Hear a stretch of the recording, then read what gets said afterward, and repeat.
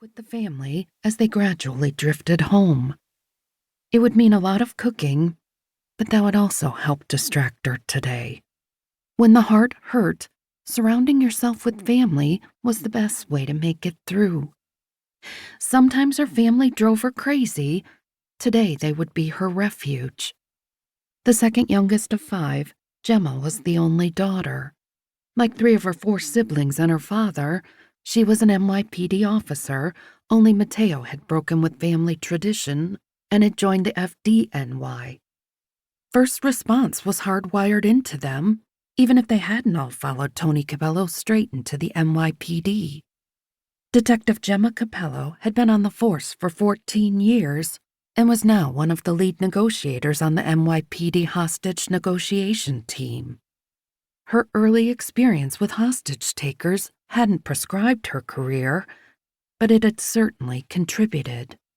She braked to a stop at the intersection of Beverly Road and Coney Island Avenue and had a few seconds for a closer inspection of the cake carrier, only to relax when no smear of lemon frosting was visible against the side. The light changed, and she continued on her way toward Flatbush and the family homestead. Tony still lived in the house in Brooklyn that had once held all 7 of them. Though rattling around the family home might be a more apt description, since she and Alex had moved out years ago, Tony had lived alone in the big house. She'd once brought up the idea of selling, and her father had been so definite he wouldn't leave Maria's home, she'd never suggested it again. In many ways, she understood. There were so many memories there, he couldn't bear to leave that tenuous connection to his beloved wife behind.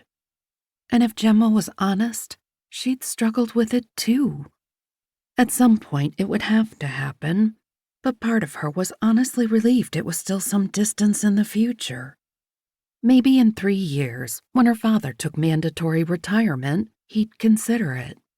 Maybe by then, she'd be ready too. Her phone rang through her car, and her gaze flicked to her dash screen. Alex. She pressed the button on her steering wheel to accept the call. "I'm not there yet. You know what Brooklyn traffic is like at this time of the morning. Give me another 15, maybe 20. "That's not why I'm calling." The whip-like quality of Alex's words and the intensity in his tone had the hair on the back of her neck rising in alarm. "What's wrong?" "A school shooting was just reported. Gem, it's South Greenfield." Fear slid sinuously like ice water through her veins. "That's Sam's school."